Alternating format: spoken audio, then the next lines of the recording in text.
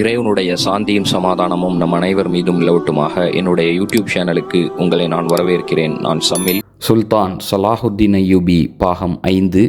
இது முந்தைய 4ஆம் பாகத்தின் தொடர்ச்சி. ஆகவே முந்தைய 4 பாகங்களையும் பார்க்காதவர்கள் அந்த பாகங்களை பார்த்துவிட்டு இந்த 5ஆம் பாகத்தை பார்க்குமாறு கேட்டுக்கொள்கிறேன். இந்த சுல்தான் சலாஹுத்தீன் அய்யூபி தொடரின் 4 பாகங்களும் அடங்கிய பிளேலிஸ்டின் இணைப்பு லிங்க் கமெண்ட்ஸிலும் டிஸ்கிரிப்ஷனிலும் கொடுக்கப்பட்டுள்ளது.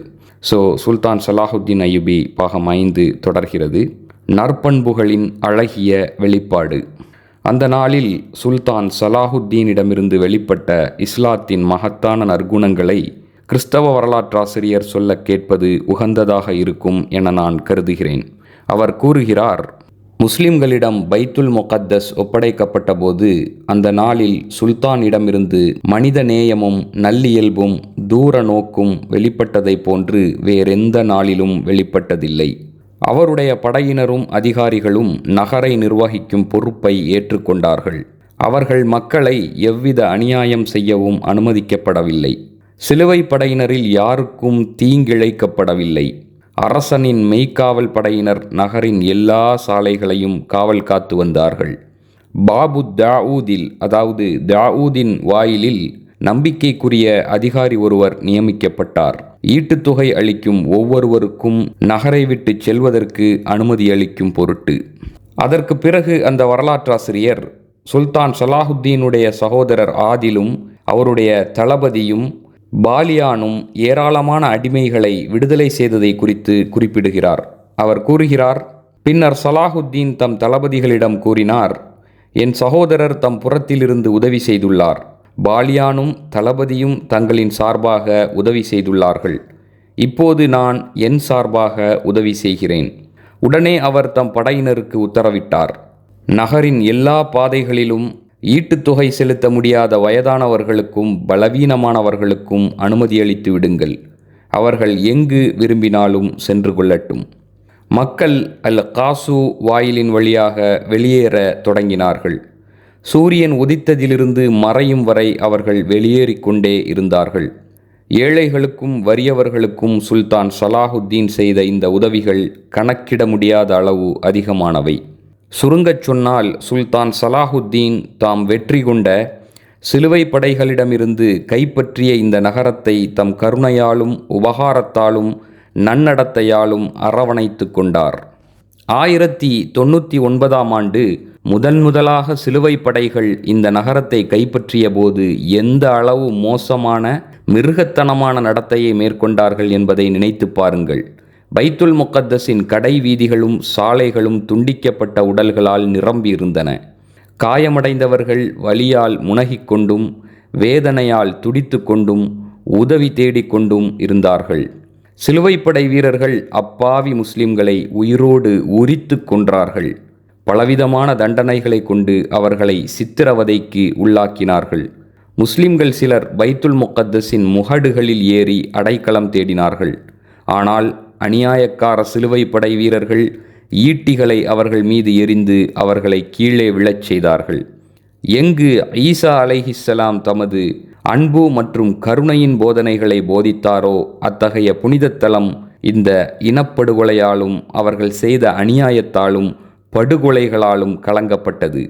கிறிஸ்தவ உலகின் கண்ணியம் நாராக கிழிக்கப்பட்டது. ஈசா அலைஹிஸ்ஸலாம் கூறினார், கருணையாளர்களுக்கும் பரிவு காட்டுவோருக்கும் நற்செய்தி உண்டாகட்டும். அவர்கள் மீதுதான் அல்லாவின் கருணையும் அருள் வளமும் இறங்குகின்றன.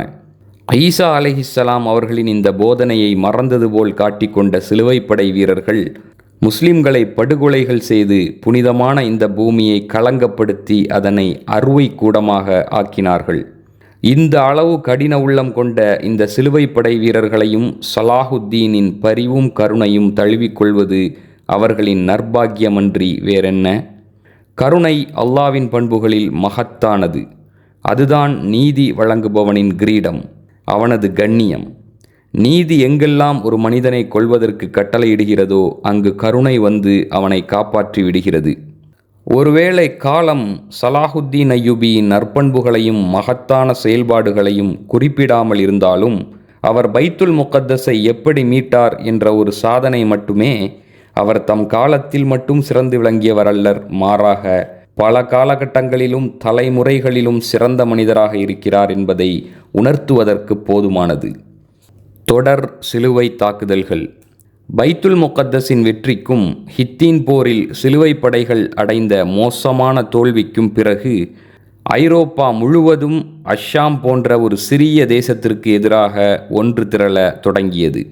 அதன் பெரும் அரசர்கள், கைசர் ஃப்ரெட்ரிக், ரிச்சர்ட் போன்ற வீரமிக்க தளபதிகள், இங்கிலாந்து, பிரான்ஸ், ஆஸ்திரியா இன்னும் பல பகுதிகளின் அரசர்கள் அனைவரும் ஒன்று திரண்டார்கள்.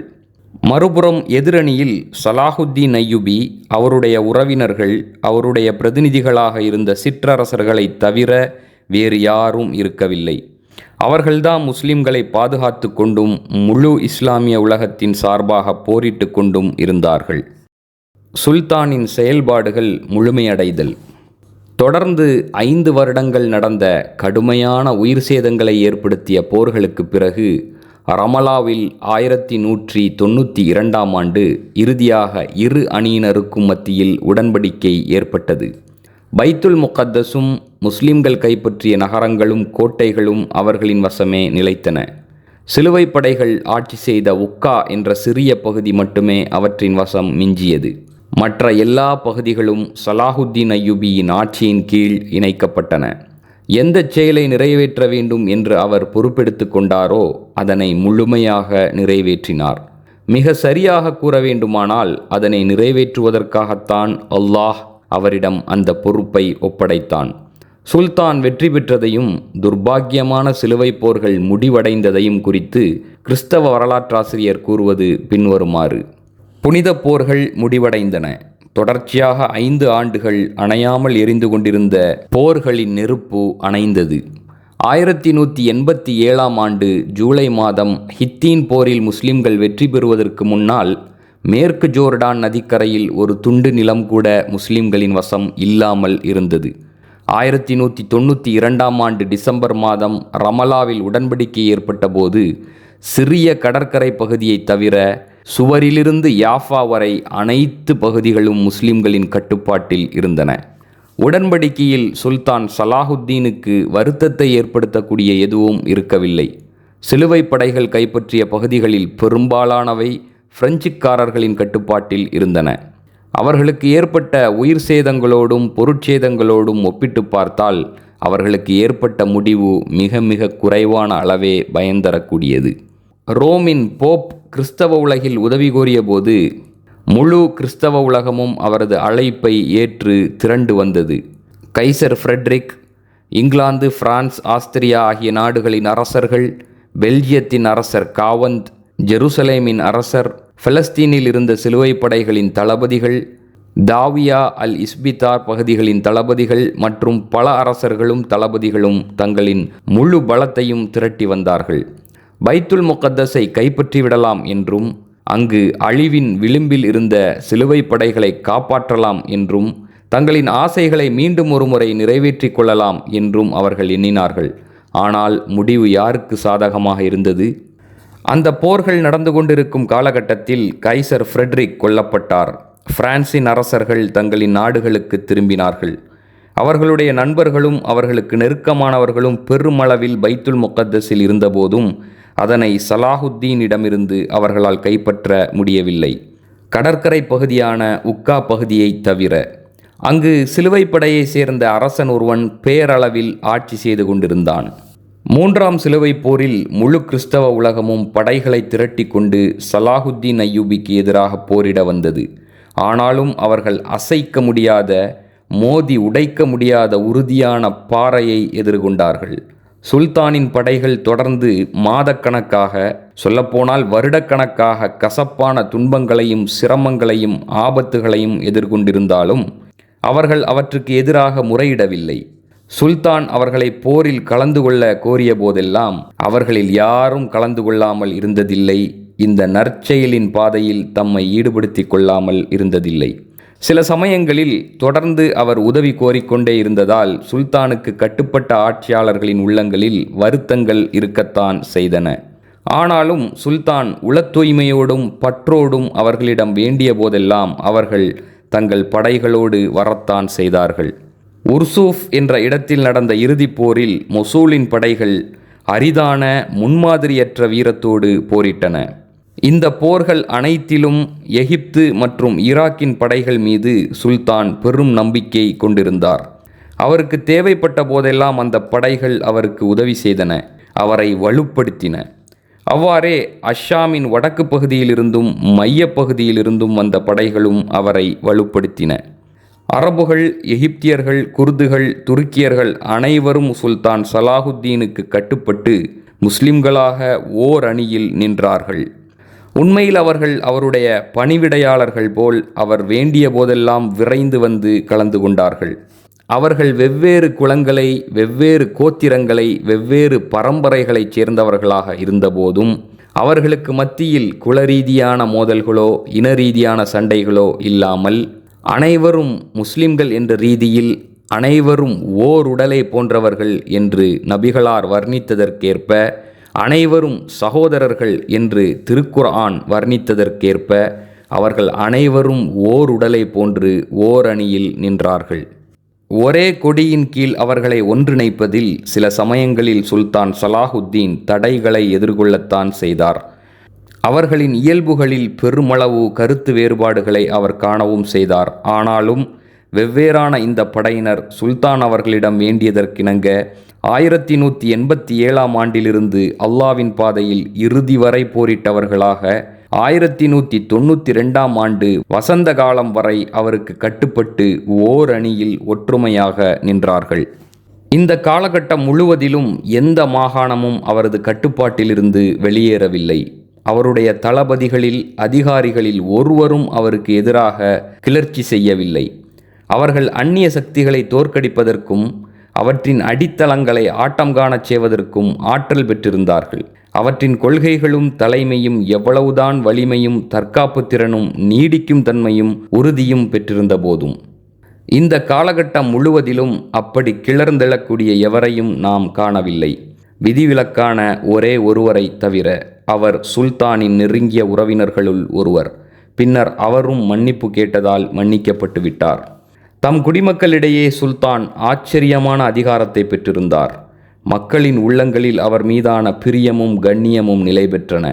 தொடர் போர்களால் ஏற்பட்ட சிரமங்களுக்கும் சோதனைகளுக்கும் பிறகு குர்திஸ்தானின் மலையிலிருந்து நௌஃபா பாலைவனம் வரை சுல்தான் சலாஹுத்தீன் மட்டுமே ஆதிக்கம் செலுத்தி கொண்டிருந்தார். குர்திஸ்தானின் அரசர், அர்மேனியாவின் அரசர், கோன்யாவின் அரசர், கான்ஸ்டான்டினோப்பிளின் கைசர் என அனைவரும் எல்லைகளை தாண்டி சுல்தான் சலாஹுத்தீனுக்கு நண்பர்களாகவும் உதவியாளர்களாகவும் தாங்கள் கருதப்பட வேண்டும் என்று விரும்பினார்கள். ஆனால் சுல்தான் சலாஹுத்தீன் இவர்களில் யாருடைய உதவியையும் பெறவில்லை.